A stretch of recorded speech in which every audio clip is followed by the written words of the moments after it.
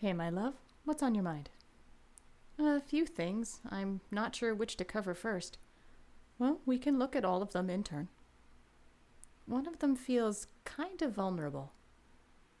Aren't our conversations usually vulnerable? Not overly. Vulnerable topics? Maybe. And talking about feelings, pain, and fear is being vulnerable, so I guess. What makes this more vulnerable? I guess the fact that I still don't have a resolution, and am a bit embarrassed of how strongly I felt over it. There were strong, compassionate feelings involved.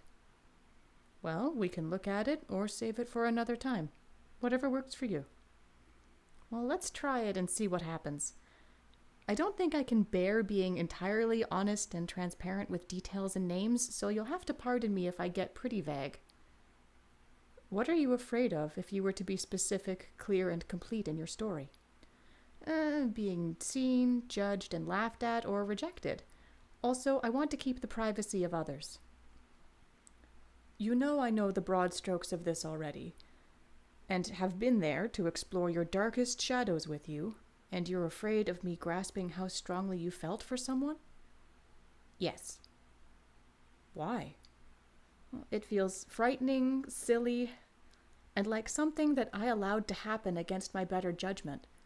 To let someone see such intense emotion that they themselves may not have, or have had, or understand you having for the person you care about, feels like being put on trial, like, ew, why did you choose him? I don't get it. It can never be. Why were you so delusional?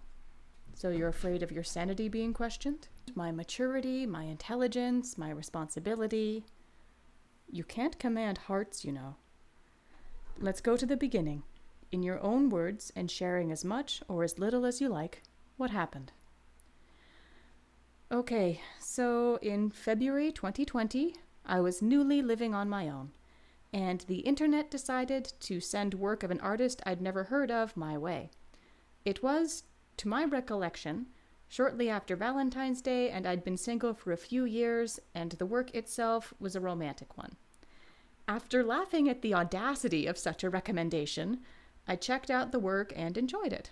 There was a sequel, so I pursued that and got hooked on the artist's work.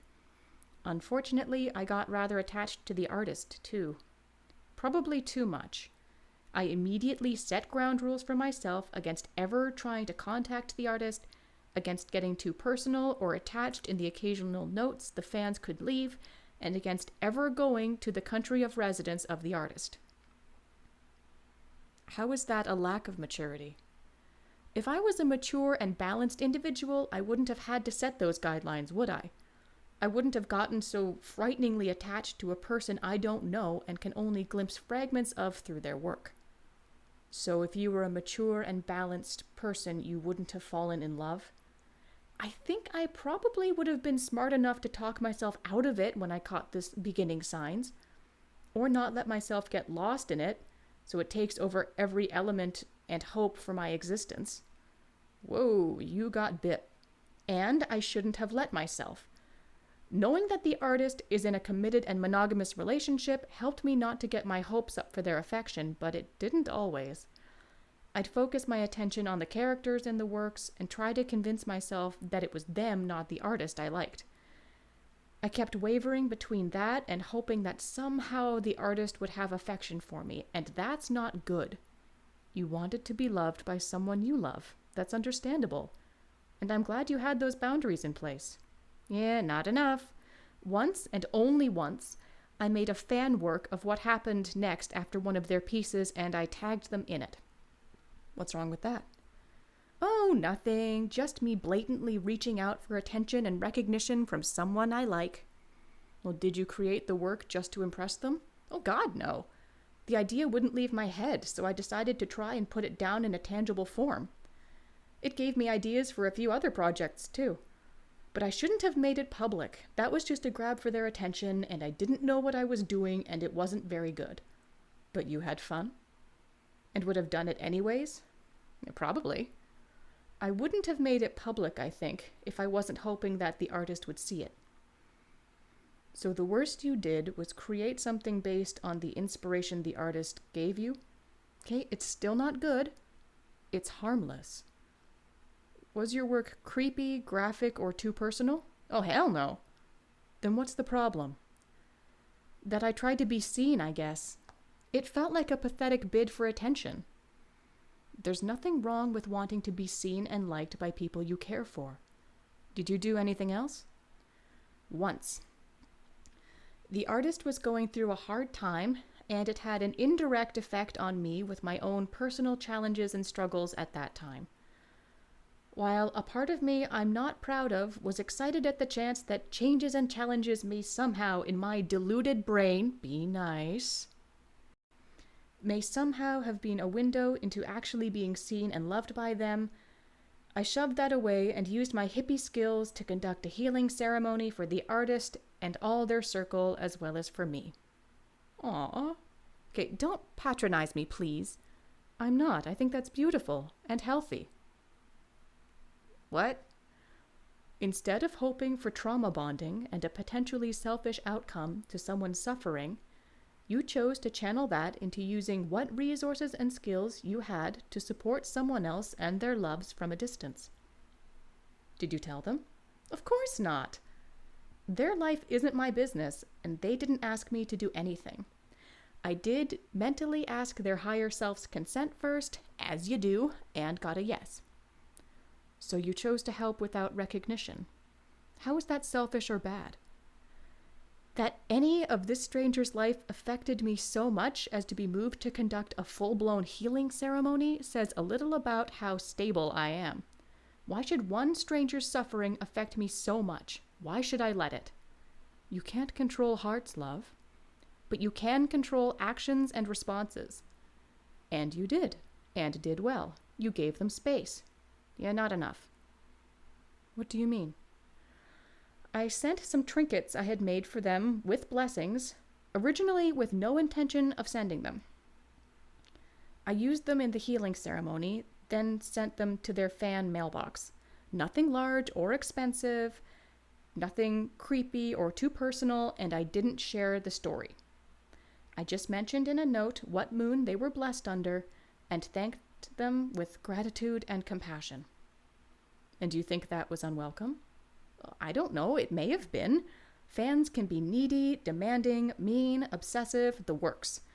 Giving the artist absolute space may have been kinder. Then why send the items a note? I think I wanted them to know I saw them and supported their happiness and freedom. Do you think that came across? I don't think anything harmful came across. They referenced the items sent in one of their later works. And how did you feel?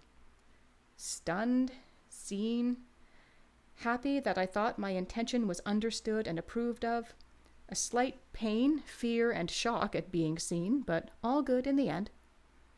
You didn't reach out and let them know you recognized their gesture? Nope, not a peep. My work was done, although I sure wanted to. Well, good for you, really sticking to those guidelines. Well, that's what they're for. What happened next? Time passed, and while I don't know how their life grew, but I'm hoping it got better, I learned and healed more of my own things. I kept learning more and more about myself and growing, thanks to their works.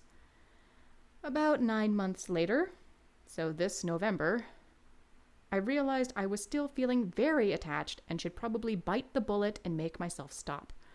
I decided to take 2 weeks away from the artist's work, their social media, their funding platform, everything. And how was that?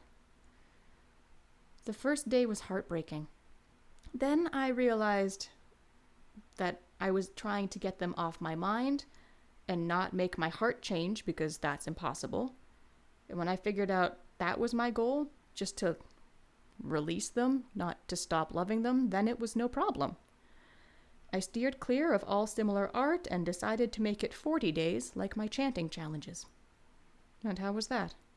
Yeah, fine. I can't say I got them fully off my mind, and I did feel a real absence in my life, but it was good progress. I'd been far, far less attached since. I don't need their work every day to function or feel all right. That's not saying you aren't attached. Yeah, I know, and I'm still sorting that one out. 7 months later, what is there to sort? They are still involved in a great deal of the daydreaming and fantasizing I do about the future, though now in more platonic, though still intense, roles. Either as themselves or characters, though there's no obsession and desperation now, which is great. I've also been trying dating apps to meet friends and make connections, in reality, and the people I'm most drawn to are ones I feel have similar characteristics to the artist. Well, that makes sense. But how do I let go of the last of it? Surely this is just some lingering delusion that I can find my own copy of the artist in another person. If there are traits that the artist had that attracted you, it makes sense to seek those traits in others. Okay, but why can't I let go of this person? Do you want an answer or a possibility? Hey, both. Give her. Well, you're still not entirely over them, or, possibly, you have something more to learn from them. I hope it's a gentle lesson. Many of these lessons about myself have been doozies. No guarantee. What I do know is that now you've got a lot more resources to deal with those hard lessons. True. Well, the separate heartbreak in June I felt fully, and I moved through it like a champ with compassion. Still hurt like hell, and you did well. So to conclude, there's nothing wrong with me, I did well, and having frighteningly deep feelings isn't a character flaw. Very good, love. Phew, big lesson. Do you think it's over? We won't know till it's over. I'll take that as a no. Yeah, I would. How are you feeling? A bit odd. I mean, this is the first time I've told this story to another person. I kept it vague enough that it still feels safe, but it's still risky. Safe how? As in, the artist doesn't know and couldn't figure it out even if they'd been listening to our conversation from over my shoulder. So you're being cautious to protect their privacy and also, mainly, to prevent you from being seen and possibly hurt or embarrassed? Yes. Look, I want to be seen for who I am and what I feel, but there's a line, and it's pretty sore and open to injury on the other side of that line. So the fear is that, even with all your precautions, the universe may see fit to waft our words across the country to alert the artist to our conversation and know how fondly you hold them. Oh, Christ, that makes me want to die. You'd rather die than have someone see how much you love them? Absolutely! Especially when it could be embarrassing or overwhelming for them and get me rejected. If they said, I appreciate your honesty, thanks, but polite pass, I'd be fine. The idea that they could go, ew, or what, in any capacity. Yes? Well, I'd heal from it, of course. I'd still never want to put them in that position. Or me. I shouldn't have had this conversation. You wanted to be seen and heard. You wanted your feelings to be understood, especially big ones. There's nothing wrong or shameful in that. Stop blaming yourself for being human.